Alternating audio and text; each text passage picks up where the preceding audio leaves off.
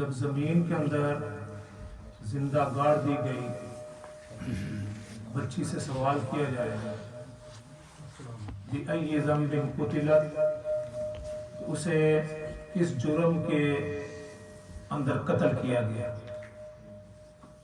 یہ سورہ تکویر اور 30 پارہ ہے. یہ 2 آیتیں ہیں. اس کے پیچھے بڑی لمبی کہانی ہے. جیسا کہ آپ کو معلوم ہے کہ رسالت مآب صلی اللہ علیہ وسلم کی بعثت سے قبل کچھ قبیلے مکہ کے اندر ایسے تھے جو بچیوں کو زندہ درگور کر دیتے تھے. بچی پیدا ہوئی، اس کا باپ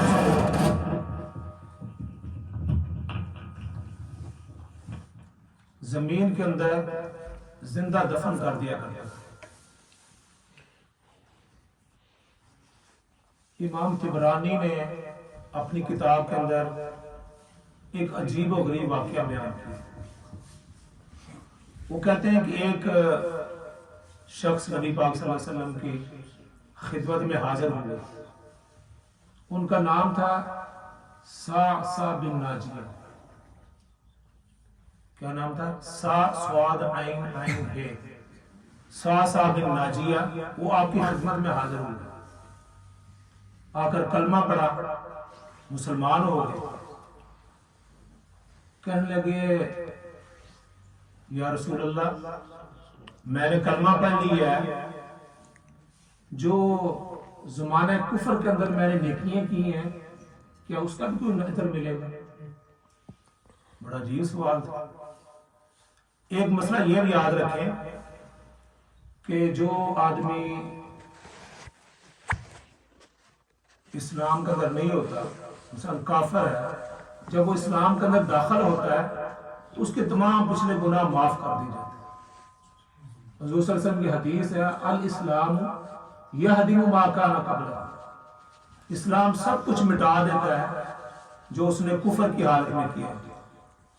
لیکن اس کو یہ پتا تھا کہ جو میرے گناہ ہیں وہ تو سارے دھل گئے ہیں. یا رسول اللہ، جو نیکیاں کی ہیں کفر کی حالت میں، ان کا بھی کوئی اجر ملے گا؟ رسول اللہ صلی اللہ علیہ وسلم نے فرمایا تم نے کون سی نیکی کی؟ اپنی نیکی تو بتلاؤ. اس نے کہا یا رسول اللہ صلی اللہ علیہ وسلم، میرے پاس اونٹ تھے، میرے 2 اونٹ جو ہے نا گم ہو گئے. میں ان کی تلاش کے اندر نکلا اور دور جنگل کی طرف نکل گیا. آگے ایک پرانی بستی تھی. جاتے جاتے اونٹ آتے تھے، اونٹ کی طرح منہ اٹھا لیا. اونٹ جس طرح منہ اٹھاتا پر چل رہا ہے، واپس نہیں بڑھتا. اس پرانی بستی کے پاس جب میں پہنچا تو دیکھا کہ وہاں میں نے اپنے اونٹوں کو وہاں دیکھ لیا. میرے اونٹ جو ہے نا وہاں تھے. ایک بوڑھا شخص جو ہے وہ اونٹوں کی، اس کے اپنے اونٹ بھی تھے، وہ ان کی حفاظت کے لیے وہاں بیٹھا ہوا تھا. میں نے اس کو جا کر کہا کہ یہ جو 2 اونٹ ہیں یہ میرے ہیں. اب اس کی ایمانداری بھی دیکھیں. ہر چیز کا ہر واقعہ کا ایک اور واقعہ ہوتا ہے. اس نے کہا بھئی اگر آپ کے اونٹ ہے تو آپ لے جائیں. اس نے کہا یہ چرتے چرتے میرے اونٹوں کے ساتھ آ کر مل گئے ہیں، مجھے تو نہیں پتا کس کے، اگر آپ کے ہیں تو آپ لے جائیں.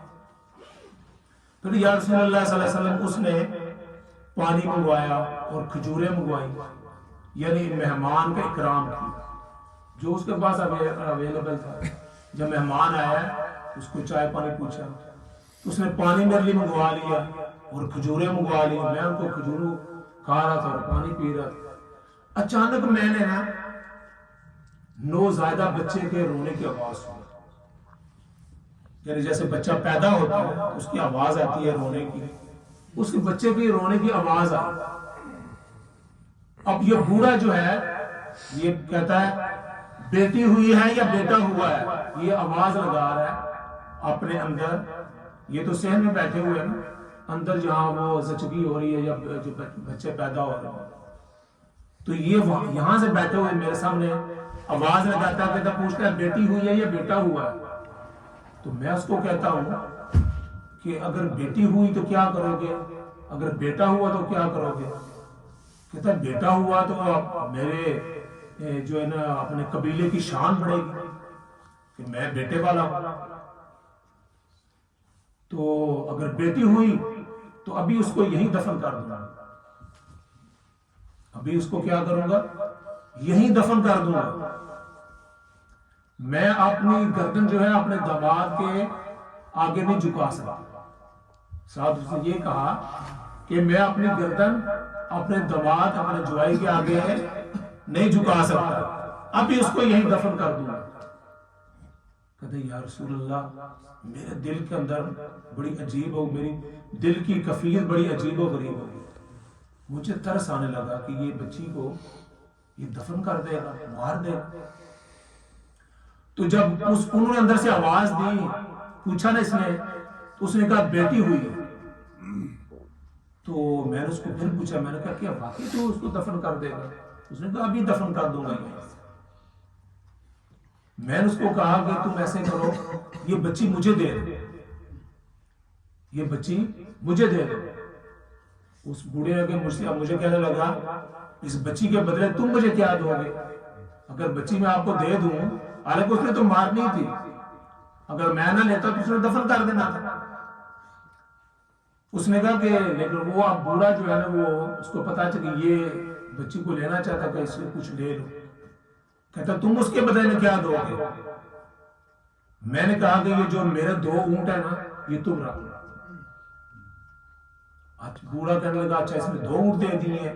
مجھے کہتا ہے نہیں، جو تیسرا اونٹ ہے نا جس پر تم آئے ہو یہ بھی مجھے دے، یعنی 3 اونٹ مجھے دے. میں اس پر بھی راضی ہو گیا. میں نے کہا ایسے کرو کوئی آدمی میرے ساتھ بھیجو جو مجھے گھر تک چھوڑ آئے، گھر پر میں پیدل تو نہیں جاؤں، اونٹ پر ہی جاؤں گا، اور واپس تم جو ہے نا وہ آ کر اونٹ واپس تمہارے پاس آ جائے گا اور اونٹ تم لے جائے. یا رسول اللہ صلی اللہ علیہ وسلم میں نے 3 اونٹ دے کر وہ بچی اس سے لے لی، وہ بچی اس سے لے لی اور میں بچی کو لے کر اپنے گھر آ گیا اور میں اپنی کنیز کے حوالے کی. میں نے کہا اس کی لکافٹ کرو، اس کو دودھ پلاؤ. وہ اس کو دودھ پلاتی، اس کی لکافٹر اس نے کی. کرتے کرتے وہ بچی تھوڑی سی بڑی ہوئی. یا رسول اللہ وہ میرے جسم اوپر لیٹ جاتی، میری داڑھی کے ساتھ کھیلتی، مجھ سے لپٹ جاتی، مجھ سے پیار کرتی. وہ سمجھتی ہوگی یہ میں اس کا باپ. تو یا رسول اللہ سے مجھے محبت ہوگی. رسول اللہ صلی اللہ علیہ وسلم کی آنکھوں سے آنسو ٹپکنے لگے. آپ کی داڑھی جو ہے نا وہ آپ کی داڑھی بھی تار ہو گئی. آپ نے مجھے نا اپنے ساتھ اپنے سینے کے ساتھ لگا لیا. آپ میرا چہرہ جو ہے اپنی پیشانی کو بوسے دینے لگے کہ تم نے یہ بہت بڑا کام. یا رسول اللہ اس کا مجھے اجر ملے گا؟ رسول اللہ صلی اللہ علیہ وسلم فرمایا تجھے اسی چیز کا اجر ملا ہے. کیا تمہیں ایمان کی دولت نصیب ہوئی؟ تمہیں دنیا کے اندر اسی کا تو اجر ملا ہے. یہ جو تمہیں ایمان کی دولت نصیب ہوئی ہے اللہ تعالیٰ نے تجھے اسی کی وجہ سے ایمان کی دولت نصیب فرمائی. سب سے دنیا کے اندر سب سے بڑی چیز ایمان، اس سے بڑی چیز کوئی نہیں. ہم نے ایمان پیسے کو، دکان کو، دولت کو، کوٹھی کو، کار کو، حکومت کو، ہمارا ایمان پیسہ کہتے ہیں گانے بھی ہیں، ایمان بھی پیسہ، دکان سب کچھ پیسے ہیں، سب کچھ بنا لیا. لیکن فرمایا کہ ایمان سے بڑی کوئی چیز نہیں. جس کو ایمان نہیں ملا اس کو کچھ بھی نہیں ملا. اس کو نہ حکومت ملی، نہ اس کو دکان ملی، نہ مکان ملا، نہ دولت ملی، کچھ بھی نہیں ملا. جس کو ایمان مل گیا، جس کی ہمیں قدر نہیں ہے کہ ایمان کتنی بڑی چیز ہے. اللہ رب العزت ہمیں ایمان کی دولت نصیب فرمائے اور اللہ تعالیٰ ہمیں اس پر قائم بھی رکھے. یہ اس کو معمولی چیز نہ سمجھے، کیونکہ اس کا دار و مدار آخرت کی عبدالآباد والی زندگی سے. یہ 50 60 70 کی تو ختم ہو گئی، آگے کیا بنے؟ اس کا دار و مدار ایمان پر. ایمان اگر کتنا بھی کمزور ہو لیکن ایک نہ ایک دن اس کو جنت کے اندر لے جائے. یہ جو کلمہ ہے لا الہ الا اللہ محمد رسول اللہ، ایک نہ ایک دن اس کو جنت کے اندر لے جائے. لیکن جس نے ایمان، جس کے اندر ایمان نہیں، اس نے کتنی شاید نیکیاں کی ہوں، اس کو جنت کے اندر نہیں لے جا سکتا کتنا بھی کیا. تو اس نے کہا یا رسول اللہ صلی اللہ علیہ وسلم کہ مجھے اس کا کوئی اس نیکی کا اجر ملے گا. پھر اس نے بتایا یا رسول اللہ صلی اللہ علیہ وسلم مجھے پھر نیکی کا چسکا بھی لگا. میں ایسے کرتا، میں تلاش کرتا کہ کون کون سے قبیلے ہیں جو بچیوں کو زندہ دفن کرتے. یا رسول اللہ صلی اللہ علیہ وسلم میں نے تین اونٹ دے کر، اسی طرح میں 3 اونٹ جا کر اس قبیلے والے کو دیتا اور وہاں سے بچی لے آتا. یا رسول اللہ صلی اللہ علیہ وسلم میری حویلی میں اس وقت 360 بچیاں ہیں. کتنی بچیاں؟ 360 بچیاں میری حویلی کے اندر پال رہی ہیں. یا رسول اللہ میں گھر سے نکل جاتا اور تلاش کرتا کون کون سا قبیلہ جو ہے مکے کا وہ بچیوں کو زندہ درگور کرتا مارتا ہے. تو یا رسول اللہ اس وقت میرے گھر کے اندر، میری حویلی کے اندر 360 بچیاں جو پال رہی ہیں، ان کی پرورش ہو رہی ہے. رسول اللہ صلی اللہ علیہ وسلم فرمایا سب سے پہلی بات یہ ہے جو تم اجر کی بات کر، اللہ تعالیٰ نے تجھے یہ اجر دیا ہے کہ اللہ تعالیٰ نے تجھے ایمان کی دولت نصیب فرمائی. اور میں خدا تعالیٰ سے امید رکھتا ہوں اللہ تعالیٰ کل قیامت میں اپنے رحمت کا خزانے تیرے لیے کھول دے، تمہیں اس کا بہت بڑا اجر ملے گا. یہ کتنی بڑی بات ہے کہ رسول اللہ صلی اللہ علیہ وسلم کی طفیل میں جو کتنی بچیاں ماری جاتی تھی، رسول اللہ صلی اللہ علیہ وسلم کی آمد کے ساتھ ان کے قتل و غارت کا سلسلہ ختم ہوا. لیکن کئی لوگ اس وقت بھی ایسے تھے جن کے اندر ایمان نہیں تھا لیکن دل تو تھا نا.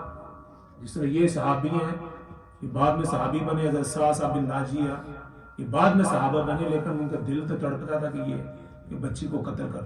اور فرمایا کہ 1 اونٹ کی قیمت آپ کو پتا کتنی قیمت ہے؟ وہ سب سے محبوب ترین چیز عربوں کے ہاں اونٹ ہوتے ہیں.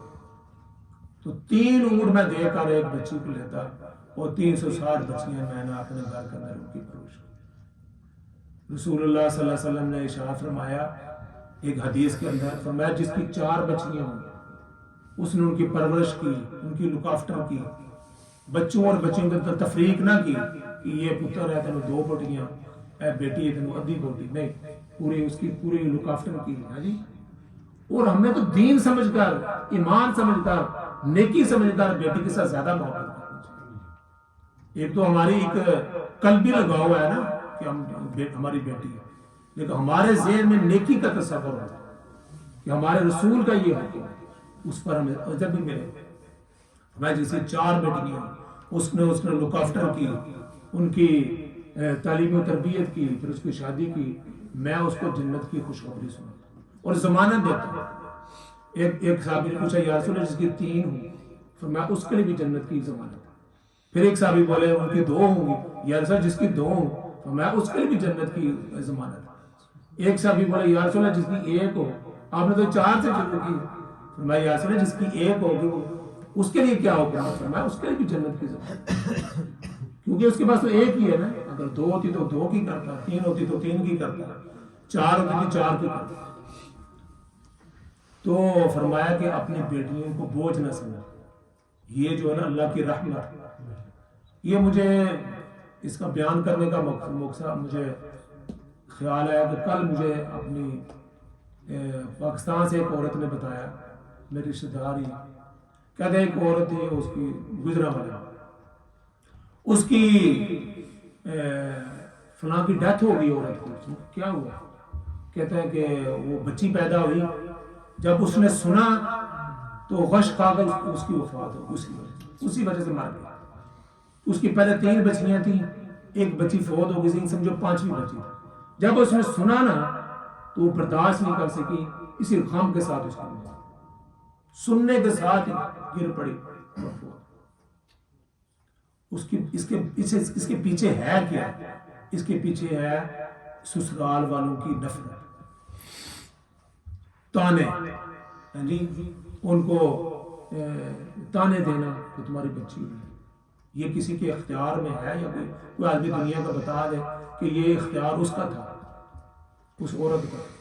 اس وجہ سے بیچاری جو ہے نا وہ تانے سن سن کے اور تانے ملیں گے کہ پھر بیٹی ہوئی ہے، وہ بیچاری کا جگر پھٹ گیا۔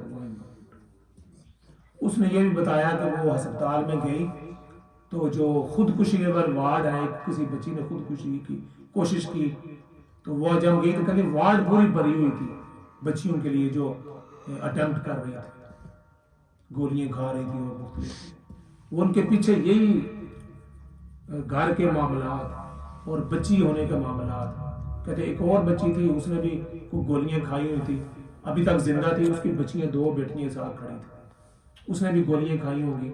ہمیں پتہ نہیں کہ کیا ہوا، لیکن قیاس یہی ہے کہ یہی کوئی مسئلہ ہوگا کہ اس کی بچیاں 2 بیٹیاں اس کو تانے دیتے ہوں گے گھر والے، اس نے گولیاں کھا کر اپنی زندگی کا خاتمہ کر۔ تو اللہ تعالیٰ کی یہ رحمت ہے، جو ایمان والے ہیں ان کو تو زیادہ فرض ہے۔ دیکھ لیں ایک غیر مسلم آدمی تھا جس نے 360 بچوں کی جان بچائی، وَفَمَنْ أَحْيَاهَا فَكَأَنَّمَا أَحْيَا النَّاسَ جَمِيعًا۔ اللہ تعالیٰ فرماتے ہیں جس نے کسی ایک کی جان بچائی اس نے پوری انسانیت کی جان بچائی۔